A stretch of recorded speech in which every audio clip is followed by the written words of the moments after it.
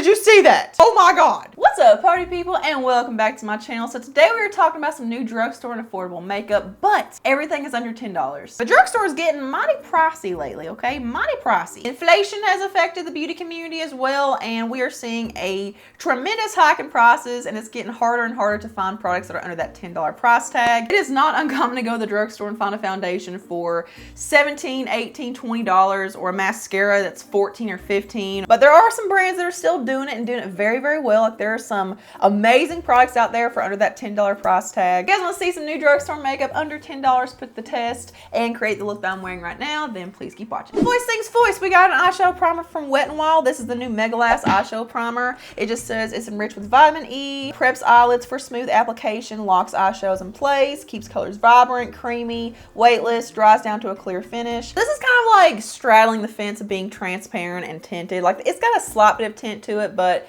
it's mostly transparent. So it's one of those that's going to work for every skin tone, so that's good. But it's a very, very silky smoothing primer. It's one of those that mattifies your eyelids and really does feel like a good barrier for eyeshadow. It felt like an eyeshadow primer that I had already set with powder. Like, it felt super smooth and kind of matte, but not too drying to where I got, you know, crusty, dusty flakies on my eyelids. So yeah, for it to be a transparent eye primer, I think this is a really good one. I do see my eyeshadows holding up really well with this. Like, it's just got that kind of consistency and tackiness and texture. I can foresee it wearing really well under eyeshadows. So yeah, pretty good. For eyeshadow, I have the Essence Welcome to Marrakesh eyeshadow palette. This is $10 on the Ulta website.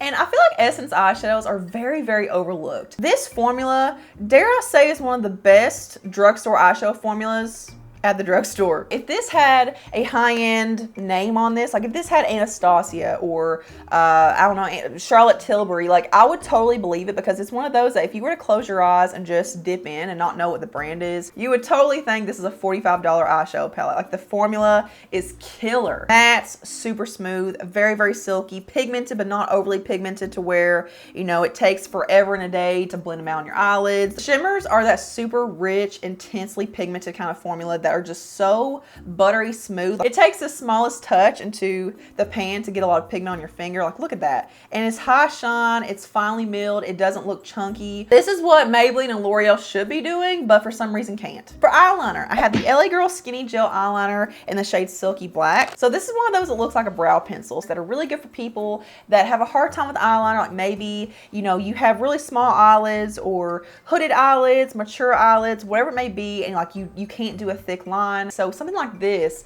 gets it right at the lash line. Like, you really have a lot of control. I was really expecting it to be a lot better than this, because I feel like LA Girl does really good gel products, like gel liners, gel lip liners. This one, number one, it takes the slightest amount of pressure for it to push back down. I feel like I was constantly, you know, twisting it up to try to get more product out, but also it was just so tuggy and dry on my eyelids. Like, this is not very pigmented at all. It's not very smooth. I thought, well, maybe the dryness will come in handy when it comes to my waterline. Like, I could see this wearing really well because it is so dry. So I did put it on my waterline later on, and you could see, like, there was very little color payoff. Like, I had to keep going over it and over it. Like, it just seemed like I could not get any intensity or pigmentation on my waterline. And even when I was done, like, it just looks very faint. Like, it looks like a very faint grayish black instead of like a super rich intense black, which I think that's what we all usually go for. Pigmentation and creaminess department is not there, so this is a no for me. It's a no for me, dog. Essence has a new mascara, and I feel like we're all accustomed to Essence mascaras being freaking rock and roll. This is the Essence Lash Like a Boss Mascara. It says instant volume and length, ultra black with a fiber brush. Pro is that it is super rich. Like, this is a super inky kind of black, but it's one of those formulas, and it could just be because it's wetter. Like, when you first buy a mascara and it's more on the wet side, like, maybe it just needs time to dry out, but it is very wet and kind of messy. Like, it did get all over my eyelid. I did find that the more I layered it, it just kept getting kind of clumpy. Like, it's not a very good separating, like, defining mascara. Like, it's one of those that does clump together. It makes my lashes look really thick and full. It just doesn't separate enough for my liking, so it's meh. It's not bad. I could see myself liking it more as it dries out. So I'm gonna give it a couple weeks before I say firmly like I don't really like it, but I definitely don't like it for my lower lashes. It's too big, too clunky, too wet for my lower lashes, so it's a no for that. For face primer, this is a really cool concept, and this is a very innovative kind of product. This is the Wet n Wild 5-in-1 Essence Primer Liquid. It says it smooths, it conditions, refines pores, balances, and prolongs makeup. And it's one of those that you are supposed to apply and then let it sit for about a minute and go into your foundation. So it looks like a toner. Like, I almost thought that it's gonna be one of those where you put it onto a cotton pad and apply it to your face like that. It just says shake well, apply evenly to face, and allow 1 minute to set before applying makeup. So that's what I did. I did set my little timer so you could see. I waited for a minute. So I just applied it to my right side just because I want to see if the primer actually affected the way the foundation wore, to see if there was a difference from side to side in my pores and just how the foundation sat, what the finish was, all that stuff. I saw no difference whatsoever in my pores. They weren't more minimized. My skin wasn't more blurred or softened. Like, it really looked like I had done nothing. It honestly didn't look much different than just applying my normal skincare products, which I'm finding that to be the case with a lot of primers. But when I applied the foundation, I didn't see any difference whatsoever. There wasn't one side that looked better. There wasn't one side where my pores looked smaller. Skin didn't look more mattified or, you know, smoother or whatever on one side. So, like, the primer didn't really do anything. So unless it's one of those that you see the effects of it with the wear, I mean, I would say this is pretty useless. For foundation, so CoverGirl sneakily released this. I have no idea when this came out because I've heard no one talking about it. There's no PR, no advertising with it. So yeah, I'm surprised I even spotted it in the store the other day. This is the Covergirl Trublend Hydrating Foundation. I got the shade L5, Creamy Natural, which all the shades looked very off. Like, I didn't see one that looked like my perfect undertone or shade match. You'll see, I looked like a damn Oompa Loompa. Not just any old Oompa Loompa, like an Oompa Loompa that also has a package at Suntan City. It was like kind of light coverage, and that paired with it being too dark for me, paired with having hyperpigmentation and dark spots, was horrible. You can see all my dark spots, everything looks super uneven and patchy, but the finish, like, you could see the finish is there. It's glowy, it's radiant, it definitely does feel hydrating, it looks hydrating. It could definitely look good had I picked a better shade. So I decided to go into my handy dandy LA Girl HD Pro Foundation, the shade White. And I would say I got like a medium coverage after I built it up. So yeah, it took about 3 or 4 layers to actually get that medium coverage. So again, if you're someone that's self-conscious about your skin, like if you have a lot of blemishes or dark spots, or just if you need a lot of coverage, like, this won't give you that. So on days when I don't have a lot to cover up and my skin's looking pretty good, then I do think I like this. I mean, I'm pretty confident it's gonna wear well. I did apply a setting spray too, but I'm afraid that it will fade off on my dark spot area because a lot of foundations do. So we shall see. And then I skipped around and went to my eyebrows. So I have this new eyebrow pencil from Koki. This is just the waterproof eyebrow pencil. That's all it's called. But I'm using the shade Chocolate Brown. This is just your typical Anastasia Brow Wiz kind of product. Like, it worked out really well. It's nice and smooth and creamy and pigmented, but it wasn't, you know, so waxy to where if you went over the same spot too many times, it just turned white or transparent. Like, it was a really nice, you know, proportion and balance of creaminess to waxiness to, you know, opacity. So yeah, I like the way my brows look. It looks really like soft and filled in and, you know, nice and full. And the shade Chocolate Brown works out really well for my dark, like, ashy blonde brow shade. So I like it. For concealer, I have this new CoverGirl Outlast Extreme Wear Concealer. It says up to 24-hour wear, full coverage, lightweight on the skin, blends easily and imparts a flawless finish, and transfer proof and waterproof. So that's pretty snazzy. Yeah, it just comes in a little tube. I got the shade Gold Natural, by the way. I was pretty pleasantly surprised by this. Like, this is pretty good. It took the smallest amount to cover both under eyes. I literally squeezed out just a little tiny dot. It gave me full coverage right out the gate with 1 layer. I didn't have to build it up. I didn't have to pack it on. Like, it was full coverage with 1 dot for both under eyes. I would say it's like a natural semi-matte kind of finish. Like, it's not too drying and it's not, you know, dewy or anything. My under eyes look super smooth. It looks like it doesn't look like there's like product caked on. It doesn't look like it's sinking or settling or anything. Like, I hope that it just kind of moves with my skin. I don't know how it wears, so to be continued on that front, but if it wears well, then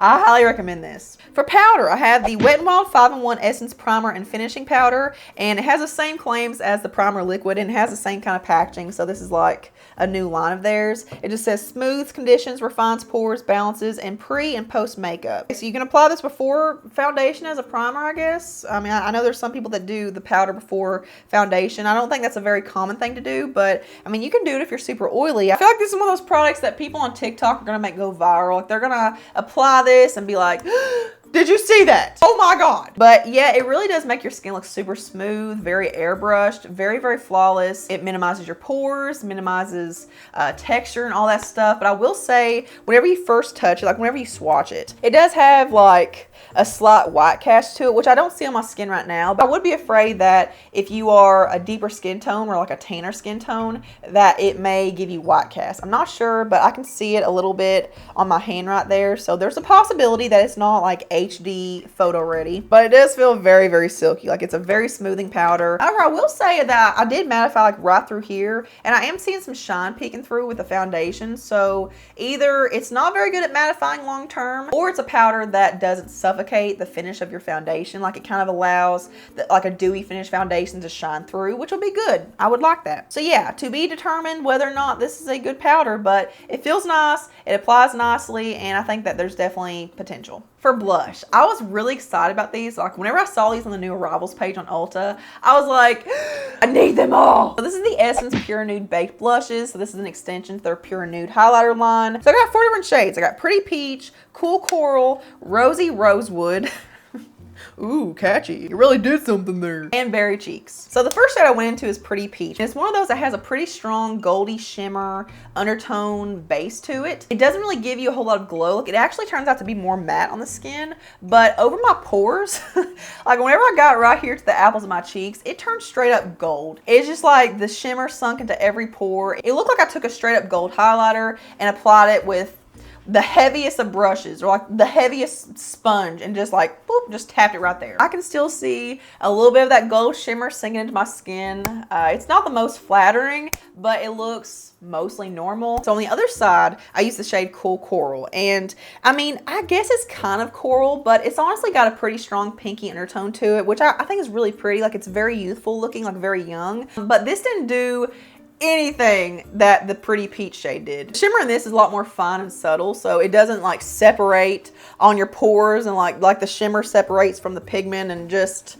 like that's all you're left with, shimmer. It applied really well. It did have some more pigmentation than the Pretty Peach shade on my skin tone anyway, and it showed up a lot more. So I did like Cool Coral better than Pretty Peach. I will say, I mean, I just applied these, you know, like I said, about 2 hours ago, and they're very dull now. So I don't know if it's the blushes just don't have very good longevity, or if the foundation is making everything break down. Like it's just not a good long wearing foundation. Like I'm kind of leaning towards maybe it's the foundation. I don't know. I also applied setting spray too, so it should be holding up. I am leaning towards not liking them though, not just because of the shimmer debacle with the Pretty Peach shade, but also because they did apply very sheerly. It just took forever to build them up to the intensity that I wanted, so I'm leaning towards a no for me. That is it for this video. If you enjoy seeing some new makeup put to the test like this, make sure you give this one a big old thumbs up. Here's a couple more things for you to check out next. Just venture around the channel, make yourself at home as always. Subscribe if you're not already, and turn the notification on to always see my stuff, and I will see you guys in the next one. Mwah.